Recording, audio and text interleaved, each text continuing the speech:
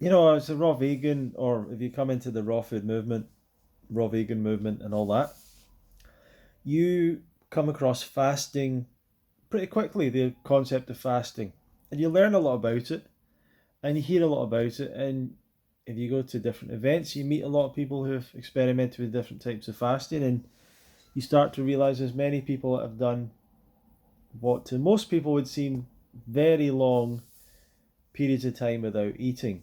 Water fasting for 7 days, 2 weeks, 3 weeks, even as much as a month. I've not personally known many people that have went over 40 days, but I've seen people do that or claim to do that. And some people have done that multiple times actually. And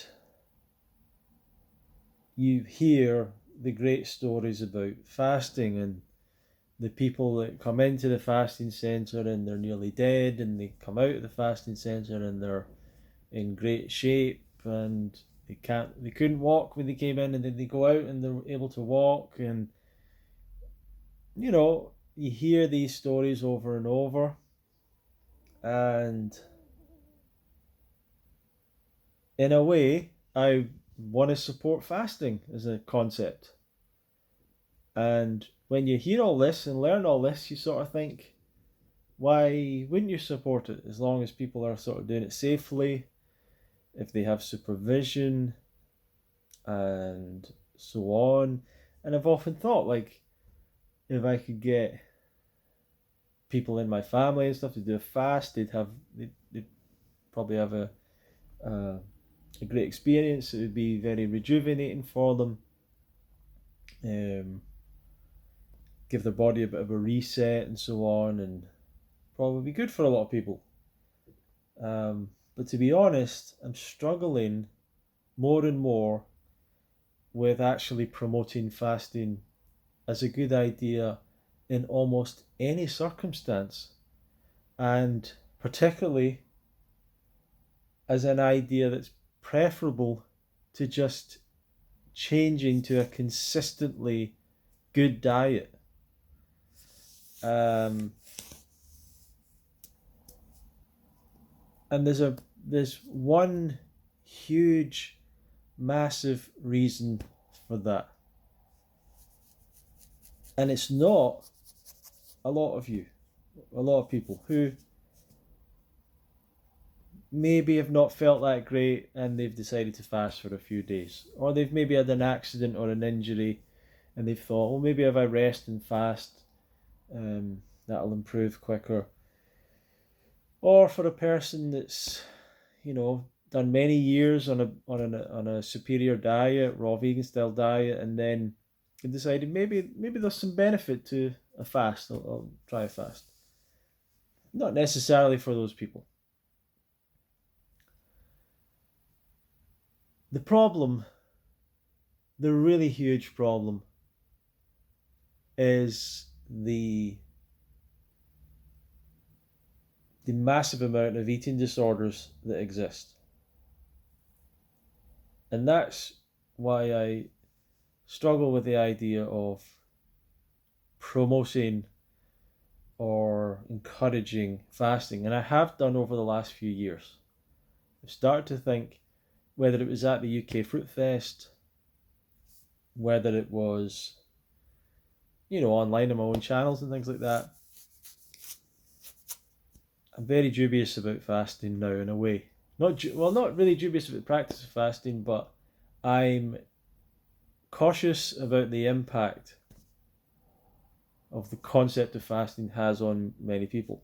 Some people have said to me, some people have said it's not their responsibility if they say something and it leads to a bad experience for someone else who took it the wrong way, or did it wrong, or didn't really listen to them properly and all that stuff. And I don't personally see it that way. You see, if I tell you you should eat more fruit, there's really nothing bad that can come out of that. The chances that you're going to eat so much fruit that it causes some kind of problem is basically zero. And I'd be quite confident if you just decide to eat fruit for a period of time, or little while, I don't think any harm's going to come to you whatsoever. I think you can go right to the extremes of eating fruit and you're only going to see a benefit as long as you eat enough to maintain your body weight.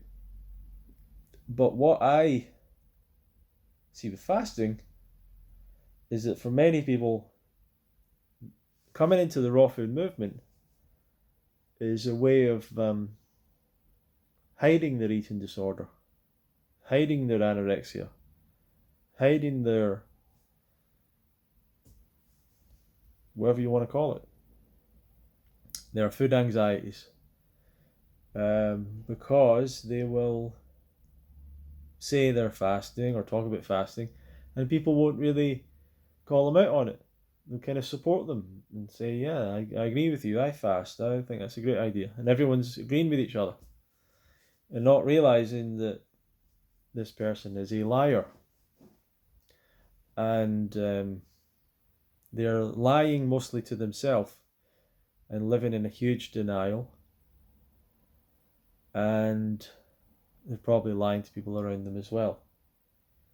And that's what eating disorders do to people. And I started to realize the more and more that I'm interacting with more people. I was in a situation and I started to realize the number of people, and it was a raw food related thing. I started to realize the number of people in that situation that when I spoke more, investigated, asked questions more, the high proportion of people with an eating disorder background, serious eating disorder background, and it was just way too much. Most people don't realize it in the raw food movement, and they're throwing around fast, water fast, juice fast, restrict your calories. They're throwing around these ideas and not realizing there's people that will die from those ideas. They will die from that because anorexia is the mental health issue with the biggest death toll. And yes, there's some people that die from it, but the proportion of people that destroy their life with these things, it saddens me so much. I think I care about other people. I'm not saying that I'm the most compassionate person, but I think I care enough to not want someone to go down that road, to not ever encourage that, to not ever be the person that even suggested something that might have led them down that road. A road to this thing consuming and destroying their life. For what end? For nothing. No return, no benefit. And it's funny because I was watching a video with Dr. Jordan Peterson, psychologist, if you've ever heard of him. He was talking about anorexia. He was talking about how it is related to a person's disgust sensitivity. Disgust sensitivity. And they become so disgusted with even the concept of eating. Basically, their disgust has gone too far. And I think that's related to the fact that people eat a crazy diet. You know, people are conditioned and force-fed onto a crazy diet. And I think that's probably what causes eating disorders. It is the cooked food, it is the animal products that cause eating disorders. It isn't the raw food diet that causes eating disorders. But once a person has that, they come to the raw food diet as an escape. And so words like detox, cleanse, being the main ones, fast as well, but elimination, detox, cleanse, clean eating, it's all a reaction against this feeling of disgust and this idea there's all this toxic waste in your body. Now, sorry to freak you out, but there is always toxic waste in your body. You're never going to get rid of it all. You can only have, you're never going to have hopefully so much that it overwhelms you, but you're always producing waste, cellular waste, right? And your body's always dealing with it, your kidneys, your liver, and so on. And people develop this idea that their body is full of all this stuff. Now, I think there's some truth to that. Um, but I think most of what people are trying to get rid of is excess body fat, um, the excess water that goes along with that. And there might be toxins stored in the body. There might be things stored in the body, but it's not something to get too freaked out about. You know, people going about heavy metal in their brain and all like that. None of these things really can happen. Mucoid plaque in their intestines, that's very unlikely to be a real thing. If it was a real thing, we would see it. But people get caught up in that. Why? Because of this disgust thing really gets to them. And I'm the kind of person, personally, my disgusting isn't that high. This is the same reason that people get into organic and all that thing, and washing their food and organic and all that. People are very conscious of what they're eating. I think it goes back to being primates, and as primates, our food is vulnerable to being full of, maggots and pests and other things that we have to be wary of. So we're naturally inclined to check our food, to clean it, to make sure there's nothing on it, to make sure there's no parasites in there that might want to infect us. We're naturally designed to that. We're naturally inclined to try and clean each other. We don't do it so much anymore. It's not a part of our culture really anymore, sadly. But people, that was part of the deal of primates. We touch each other and groom each other. It's very nice when people do that for each other. A lot of men talk about how they have a girlfriend that tries to pick all their spots and all that stuff. Maybe vice versa. Even when you've not got any spots, like me. They invent spots. But that's all interlinked. The idea of detox, cleanse, disgust, response. And I'm not the kind of person that would eat an insect or something like it. I don't think anyone is really. But I eat plenty of disgusting things in my life. I was never bothered about, when people would be like, "Oh, how was that cooked? And where did that come from?" And where I was always like, "I'm hungry. I'm eating. I don't care." I mean, not entirely, but it never bothered me so much as it does some people. They get very freaked out about it. Probably skinnier people get freaked out more. They eat less food or they get me whatever. But yeah, fasting I just think is too close to all that. And I'm really considering just never recommending it for any reason ever. Some people are just way too quick to recommend that people fast. Well, what does it give to people? A good experience for a short period of time, feel good. They almost always go back to their old habits, and they almost always develop the same problems. So what are they going to do? Start fasting again, and then again, and then again, and then again? Well, what kind of life is that? Just constantly on this treadmill of fasting. So if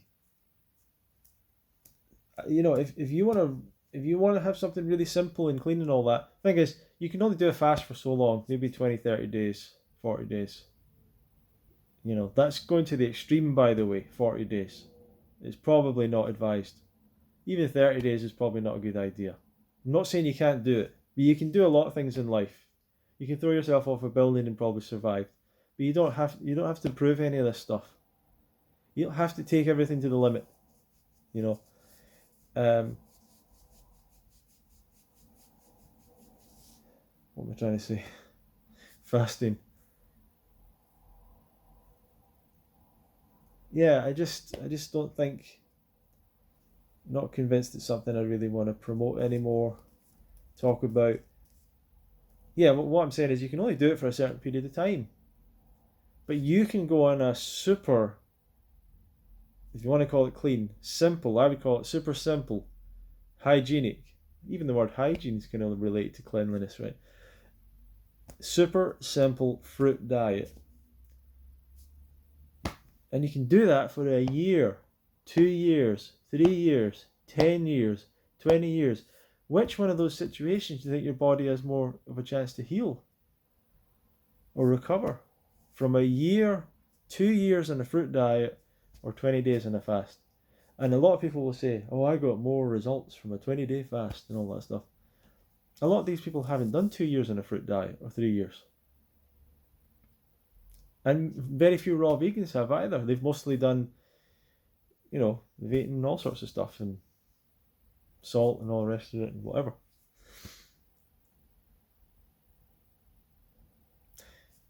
I would much rather see people do that, to be honest. Stick to a fruit and salad diet and really stick to it. Just absolutely consistently grind it out for a year or 2 years.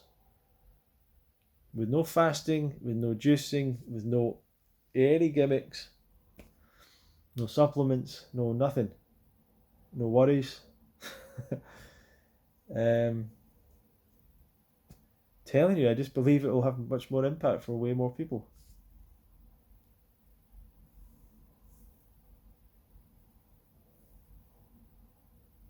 But it's that consistency that people lack.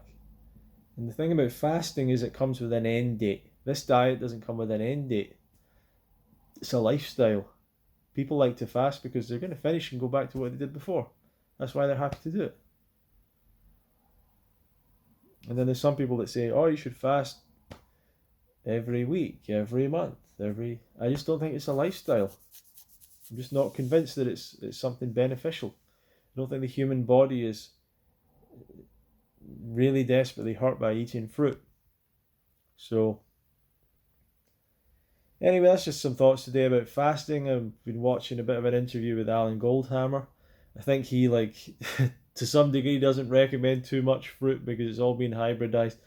I don't know, the Goldhammer and the Lyle, who are doing True North Health Clinic, and they're obviously very successful. They've done well with the place. They've written a great book, Pleasure Trap. Smart guys, all the stuff. But I'm telling you, people go there, do the fast, go back on their old habits. And they'll say it works. It doesn't work. It doesn't work if people go back to their old habits. That is the only thing. The only real reason a fast works is taking a person off their bad habits. It's not that much more profound than eating a fruit diet.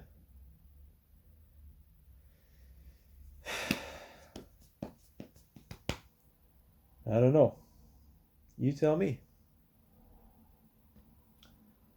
But yeah. And I'm just not 100% convinced it's not stress to the body. 3 weeks not eating food? Not convinced. Totally not convinced. There's apparently genetic markers from people in the Second or Third World War passed on to their grandchildren from the starvation that they went through in the concentration camps. Genetic things that happened that were passed on that you can see in people's genes from starvation in the concentration camps. When I heard that, I'm like, oh, really? No one's ever told me that. Interesting. No one ever said that about fasting. I need to look up what that was I saw. Anyway, hope you're all going towards a healthier life. Check out the Love Fruit podcast on all the podcast platforms and here on YouTube as well. Fruity Fridays, Friday nights, fruitfest.co.uk/Fruity Friday. Maybe see you there. And thank you for watching the channel.